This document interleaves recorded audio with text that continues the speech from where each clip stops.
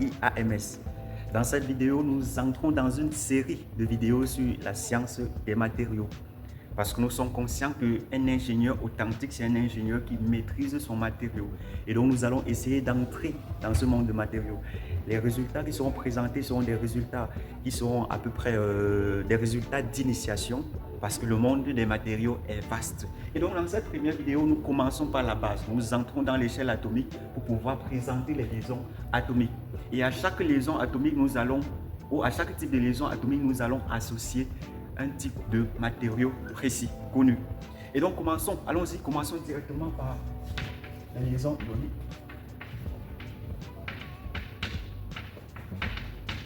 Le premier type de liaison, les liaisons ioniques. Les liaisons ioniques, ce sont des liaisons qui s'établissent entre deux atomes par transfert d'électrons. Qu'est-ce qui se passe? Deux atomes se rencontrent et il y a transfert d'électrons d'un atome à un autre.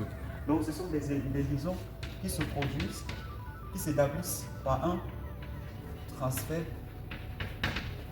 d'électrons entre atomes. Voilà. Donc, je prends un exemple. Le Na qui a un numéro atomique de 11 et qui aura une structure électronique, une configuration électronique 1s carré, 2s carré, 2p6 et 3s1. Et le Cl, c'est-à-dire le chlore, qui a un numéro atomique de 17 et qui aura une structure électronique de 1s carré, 2s carré, 2p6, 3s carré et 3p5. Voilà, on a bien 10, 17. Donc voilà la configuration électronique du Na et du Cl.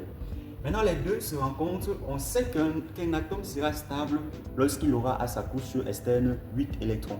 C'est-à-dire le Na qui a un seul électron aura tendance à pouvoir céder ces 1 électron-là au Cl qui a besoin d'un électron pour pouvoir se stabiliser. S'il a 2 électrons, on aura 6 là, et 2 là, on a 8 à la couche externe. Là, c'est ce qu'on appelle l'électron de la couche externe. Et donc, il y aura donc un transfert d'électrons du Na au Cl. Et donc, les deux vont se mettre ensemble pour former le Na+, plus le Cl-. Et donc, on va dire que c'est une liaison ionique. Et donc, cette liaison ionique est une liaison non dirigée. Elle n'est pas dirigée.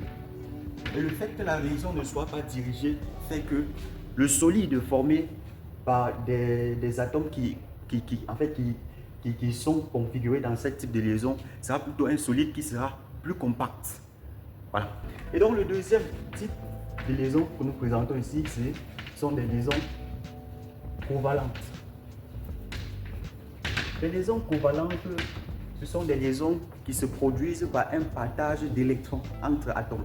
C'est-à-dire ici on a un transfert d'électrons, mais là on aura plutôt des atomes qui vont se rencontrer et partager ensemble leurs électrons. C'est-à-dire ils vont mettre leurs électrons en commun pour pouvoir former des liaisons.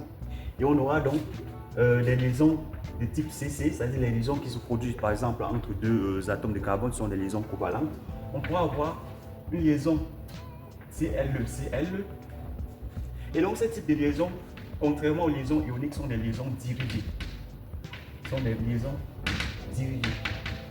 Et le fait que ces liaisons soient donc dirigées fait que la compacité des solides qui proviennent de ces liaisons sont plutôt faibles. C'est-à-dire on a des espaces vides et autres. Et on verra qu'à ce type de liaisons sont associés des matériaux polymères.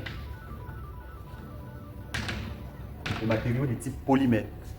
Ils sont d'ailleurs sensibles à ce qu'on va appeler la pression hydrostatique.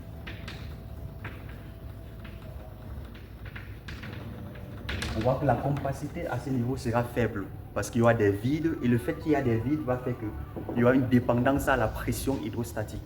Voilà. Et de ce côté, pour les liaisons ioniques, on va citer ici des céramiques. Les céramiques et les glaces. Donc, les céramiques et les glaces seront classés dans ces catégories de matériaux, pour ces catégories de liaisons ioniques. Et donc la troisième catégorie de liaison, le troisième type de liaison, ce sont les liaisons métalliques. Voilà. Les liaisons métalliques, ici encore, comme pour les liaisons covalentes, il y a un partage un partage d'électrons. Vas-y, les atomes vont décider de mettre en commun le noyau électronique externe. Donc, il y aura un partage d'électrons. Voilà, les électrons de la couche externe seront mis en commun avec des électrons des autres atomes voisins. Les électrons de la couche externe des autres atomes voisins. Et donc, ce partage des électrons va donner lieu à ce qu'on va appeler le nuage électronique. Le nuage électronique. Et contrairement à ce qu'on a dans les liaisons covalentes, on aura une liaison qui sera non dirigée. Donc la liaison n'est pas dirigée. Non dirigée. Et on dira tout simplement que ces électrons de la couche externe qui sont mis en commun avec les électrons des autres atomes voisins seront tout simplement des électrons délocalisés.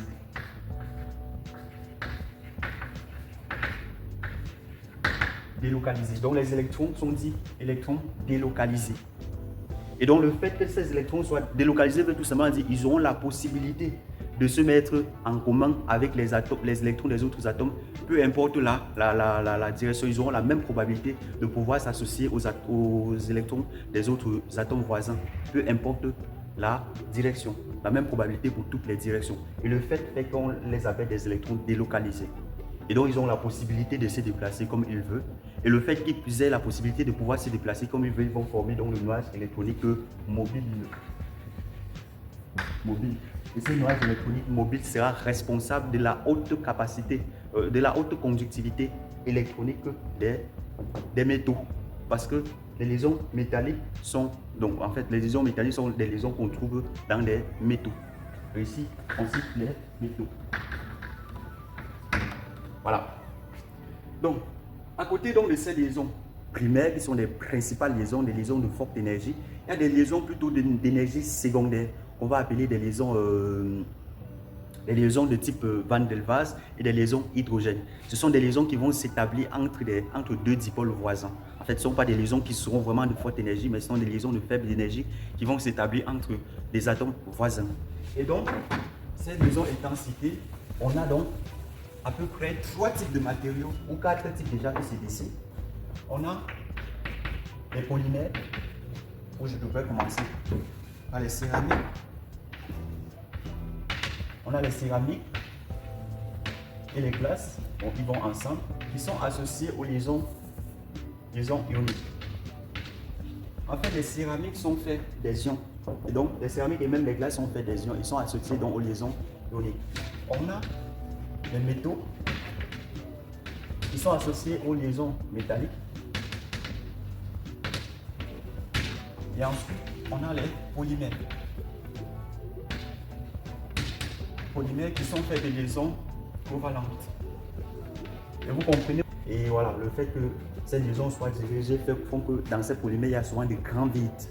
Et donc, ce qui fait leur sensibilité à la pression hydrostatique. Et donc, à côté de ces 3 catégories, on va citer aussi un quatrième type qui sera tout simplement les composites. Et les composites seront tout simplement une association de ces 3 catégories, donc une association des 3 autres premières classes de matériaux. Et donc, on entrera en profondeur de ces 3 types de matériaux qui ont été présentés. On essaiera d'entrer dans les détails pour voir comment chaque type se présente et à quoi comment quelles sont les propriétés mécaniques qu'il dégage et qu'on peut pouvoir exploiter dans la conception mécanique. Merci d'avoir suivi cette vidéo. N'hésitez pas à liker, à partager et à commenter. Merci, abonnez-vous si vous êtes nouveau à la chaîne. Merci et au revoir.